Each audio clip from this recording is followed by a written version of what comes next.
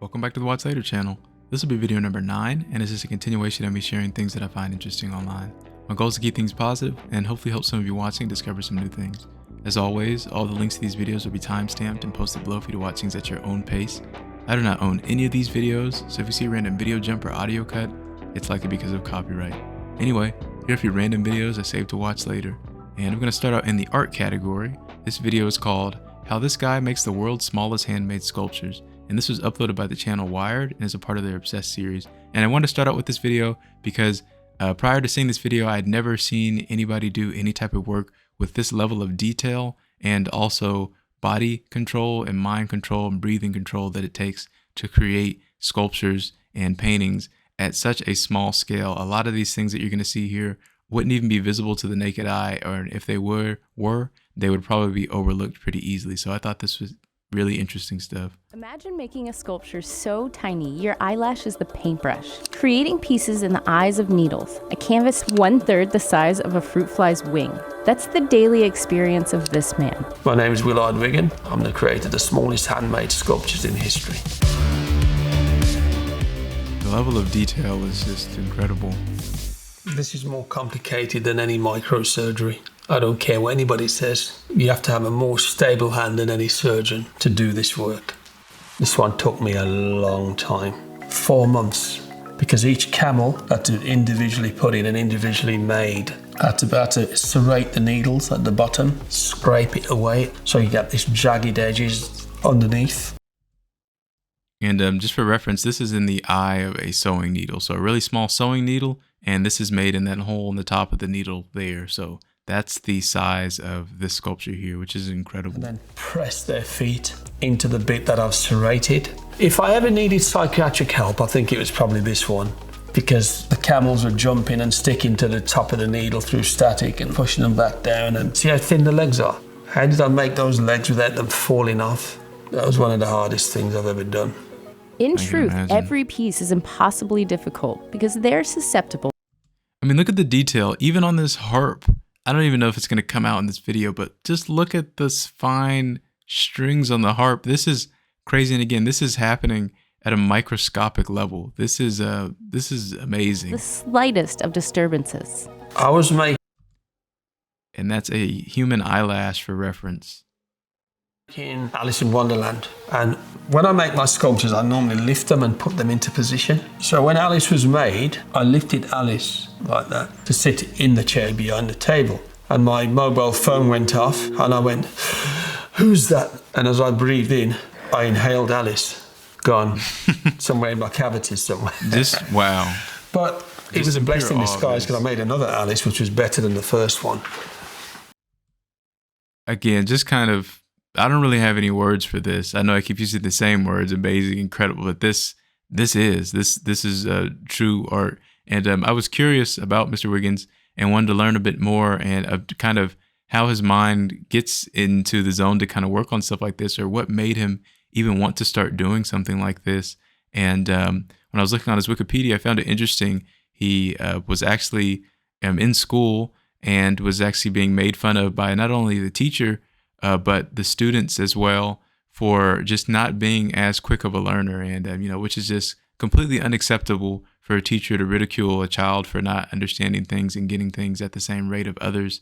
But he decided in that moment that he was just going to create something that was so small that people could not judge it, and he figured that if people could not see it, they couldn't have any criticism. So that's just an incredible mindset to have at a young age, and to carry that on as an adult and create these extreme sculptures is just amazing. And this is his Instagram here. He's still around. He's still doing art. And again, I definitely recommend checking him out because his story is interesting in how he got into doing this. And also just, again, the level of detail. I watched at one point in the video, he talks about some extreme sculpture here. And this is actually what he holds a record for. And I think that you should see this because this is just crazy. I know I keep saying crazy, insane, but this is what he holds the record for, is this sculpture that I'm going to show here. With these small implements, the scope of work Willard can do is truly staggering. This one here is the smallest sculpture any human being has ever made by hand. This is a little baby inside a hair. So when I find hair on my face here, which you can't see, when I shaved it, I went like this, and in between my fingerprint was the finest piece of hair. And then what I did, I drilled a hole into the hair, and then the baby was made from a floating fibre. So when the sunlight comes through the window, you see those little fibres floating. I caught one of those. I had to make a tool so sharp to cut it, so I smashed up a diamond into little bits, and it's one of them that I used to slice the shape of the baby. This one took me 3 months to get it right because it kept going wrong all the time. I call this one the beginning. Again, that is, I don't even have any words. Just extreme talent, skill. I mean, to take a fiber out of the air, to crush it, the thought processes that will go into doing things at this microscopic level are incredible. So again, I definitely recommend checking this video out. There's been other mini docs made on him. Just extreme skill. And one of the things that I found really interesting is when he was talking about how he controls his breathing and how he basically paints and sculpts in between the beats of his heart. That way, those little micro movements don't impact his sculpting, and that is incredible and just shows a lot about just whole mind and body control. So I'm gonna go ahead and give this video a like. I enjoyed this video, and I hope some of you are able to check it out. And this is his Instagram again. This is Mr. Willard Wiggins and Wiggin, and please go check his stuff out. Just really interesting. But anyway, I'm gonna go ahead and jump to the next video. Okay, so switching it up, jumping to the category of cooking. This video is called We Have Just Left Reality with this crispy fried oyster mushroom recipe. And this was uploaded by Young Man Cooking. I'm assuming maybe Jung, but I'm guessing it's supposed to go like Young Man Cooking, kind of a play on. But anyway, this is really cool because it's a good recipe for those who are vegetarians or just kind of want some vegetarian alternatives to fried things like chicken. This is a good recipe, and actually I kind of used this recipe as a base recipe for frying some button mushrooms. I didn't use oyster mushrooms, and it turned out really good. I actually made it a few times and I enjoyed it. So if you're interested in cooking meat alternatives, this may be interesting to you. On today's menu, a recipe so delicious and so easy, every day will be a happy Friday. Crispy fried oyster mushrooms. Flour onto the other plate. Repeat with the other oyster mushrooms.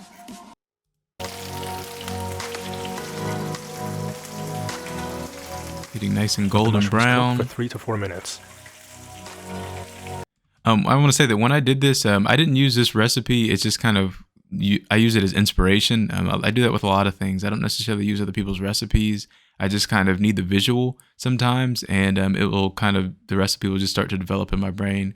But with this, I didn't deep fry. I actually used an air fryer. So you can do this in the air fryer, and it tastes just as good in my opinion. I tried it air frying and I tried it frying, and I actually preferred air frying just with less oil. But anyway, this was interesting. So I'm going to go ahead and let it play to the end. That way you can see the end result. Flip the mushrooms over and let it cook for another couple of minutes.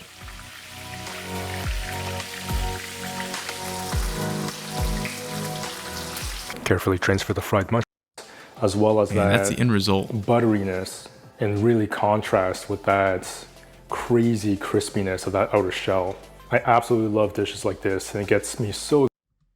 But again, if you look at this, this looks like you're pulling apart, pulling apart a chicken tender or something. You know, you just see those tendons and fibers within the meat, and that looks like a piece of meat, but it's a mushroom. So I gave this video a like. It's interesting, and I could say that the recipe, or at least this technique, works because I used it and I enjoyed it. So hopefully some of you maybe try it out. Let me know. I would like to try this using a variety of mushrooms. When I did it, I just used a plain old regular store button mushrooms. But to get some better tasting mushrooms, I'm sure would yield a better tasting deep fried mushroom or fried mushroom. But anyway, I'm going to go ahead and jump to the next video. Okay, so jumping to the mechanical side of things, for those of you that are into seeing how things work and kind of 3D models of things, this is right up your alley here. So this is called How a Diesel Electric Locomotive Works. and this is created by the channel Animagraphs.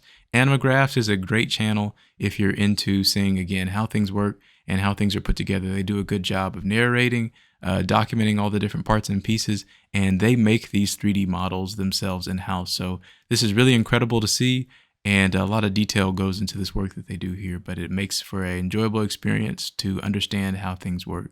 I'm Jake O'Neill, creator of Animagraphs, and this is how a diesel-electric heavy-haul freight locomotive works. Diesel-electric locomotives have remained popular for over 60 years. As a measurement of capacity, they can take a 2,000-pound chunk of freight nearly 500 miles on 1 gallon of fuel, which is 3 to 4 times more efficient than a semi-trailer truck. And a little fun fact, but the cheapest or most cost-effective way to move freight anywhere in the United States, at least, is via rail. And that's why. I mean, part of the reason why is it's not because of the locomotive, but it's because of the low friction that you have on the tracks. If you ever looked at train tracks, you see that they're steel and the wheels that roll on top of them are steel. And because of that, you have no or little to no friction, or very minimal friction. So if you have minimal friction, you could be more efficient. And it's no different than in a car. The more air you have in your car tire, the less friction. Therefore, the more efficient your vehicle is operating. So it's no different for rail, but I just wanted to throw that out there. Let's start with the body and frame. So they go on just to kind of go to the different components of the train. Again, they do a real good job of covering all the little fine details and explaining how things work, and just giving you that visual. Like a lot of people, I'm a visual learner, so I love stuff like this because it's not only explaining everything, but giving you that visual. So if you're interested in locomotives and how they work, I definitely recommend checking out this video. I'm going to give this video a like and jump to the next one. Okay, jumping to the next video, and this is in the comedy category. This is uploaded by FX and is called Earn Orders a Kid's Meal. And this is a scene from the show Atlanta. And for those who haven't seen the show Atlanta, it's a show that I definitely recommend, one of my top 10 shows, in my opinion, just because of the cinematography, the editing, the song editing choices, and the character development and the humor. I like humor that's just kind of humor that's slight and allows you to get things on your own, isn't really heavily forced, just kind of just that goofy, just funny, random humor that's applicable to everyday life and reminds you of some everyday life scenarios is the type of humor for me. And this is just kind of a quick little summary from Rotten Tomatoes. Doesn't do the show justice at all, but two cousins work through the Atlanta music scene to better their lives and the lives of their families. That's the show in a nutshell, and it goes through multiple seasons, has multiple different actors and actresses that are featured in the show. But you can go ahead and pause this if you'd like to read more. But if you're looking for a new show to watch, this is definitely a show that I would recommend. And this is just one of those scenes that I like. It's just kind of a light humor and applicable to everyday life. And one thing I want to add is for context of the scene, Earn is a character who's down on his luck and really down to the last few dollars in his bank account, but he needs to get something to eat while he's out. And he goes to this fast food place with little money, but he still would like to buy. Sorry, we all know that this is not a true scenario. They can't discriminate in you buying a kid's meal, but it's still, Atlanta's a funny show. I definitely recommend checking it out. Give this video a like. Again, the humor might not be for everybody, but it's definitely for me. I'm going to go ahead and jump to the next video. Okay, so for those of you who may be into aircraft, planes, and things as such, this video may be interesting. This is called A-10 Warthogs Fly By. And this video is interesting. It's just one of those random videos I came across about 15 years ago. This video was actually uploaded 16 years ago. And one thing that stood out to me was just how peaceful it was just to hear these two A-10s kind of flying around, maybe on a test flight, and just having some fun and giving a show for these random people that were just walking down, I believe, an abandoned airstrip. One thing that's really cool about this is the distinctive sound that these twin engines have on these planes. And just listen to it here, and they're just really a unique sound that you don't hear from every jet engine or turbine engine.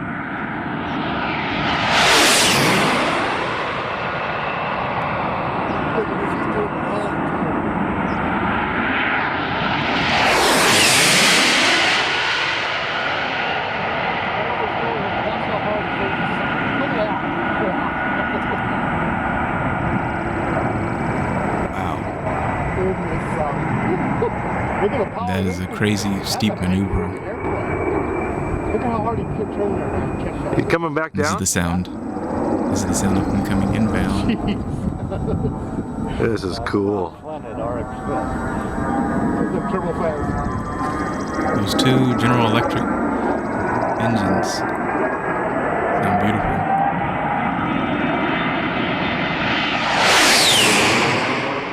I love that sound.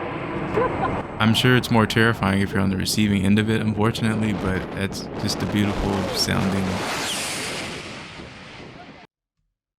So yeah, that's the sound of A-10s flying by. If you're into checking the A-10 out, here's a little bit of information if you'd like to pause and read on them a little bit. But again, they're a close air support attack aircraft used by the United States military. So I would go ahead and check that out if you're interested. I'm going to go back and give that a like. It's been so long that I've come back to this video, but the fact that I still remember it, it's funny how certain sounds just call back certain memories. But I'm going to give that video a like and jump to the next video. So for those of you who do a little DIY or have ever used super glue, you've probably seen these little Loctite Loctite branded. I'm sure they have other branded super glue dispensers, but did you know that you can actually replace the little super glue inside of this holder here and just keep on refilling it for a lot less? You can get the little cartridges from the dollar store or online in a pack, and you could save a little bit of money by doing this. New plastic squeezy thing. You can actually replace the super glue tube inside it. Just pop the bottom off, and look, there's just a normal super glue tube inside these. You can screw off the lid, sometimes they're glued on a little bit. It pops right out, and you're... The amount of time that I've just kind of been trying to squeeze the heck out of these things, it never even dawned on me that this is what's inside. And that's all that it is essentially a squeezer. It's smart from the development standpoint to get all of it out, but the amount of times that I purchased one of these and they dry out or something, you have to get a new one. If I would have known that that was in there, I probably could have saved some money. So I'm going to give this video a like because it's useful. And once again, we've arrived to the end of the videos, and I'm going to do what I like to do quite often, which is, or what I always do, which is end on some music. So switching it up a little bit, we have Debbie Deb, Lookout Weekend. Some of you may have heard this song before, some of you may not. Some of you may know the song, but not know the name of it. But this is that song here, and I'm actually going to do something a little bit different. While this is the instrumental version of it, the official instrumental uploaded by the Debbie Deb channel, I'm going to be playing the slowed version of this song. But anyway, I'm going to let that play in the background. I like to slow things down a lot of times when I listen to music, just because it really puts a little emphasis on those instruments and sounds that you may not hear when it's playing through at such a normal speed. So I'm going to slow it down to, I believe, about 65% of its normal speed and turn the pitch and tempo down. But I like to do this a lot with music. It's how I enjoy things, and especially if you're listening with a sound system or a good set of headphones, a sound system, you can definitely feel those lows kind of pass through you and hit you in the chest and just kind of become a more involved experience in you're listening to music. So some people like to speed up music. I like to slow music down sometimes. So anyway, I'm going to let that play. And once again, if you made it this far in the video, I really appreciate it. If you have any comments or questions, please feel free to leave them below. Just remember, please, to keep things respectful. This is a new channel, and I'm learning as I constantly put stuff out there. But again, I made this channel just to share things and hopefully help some of you discover some new things and maybe just have some new stuff pop up in your recommendation algorithm. So all the links to these videos are below. I'm going to go ahead and let the song continue to play. But again, I appreciate you making it this far, and I'll see you next time. Have a good one.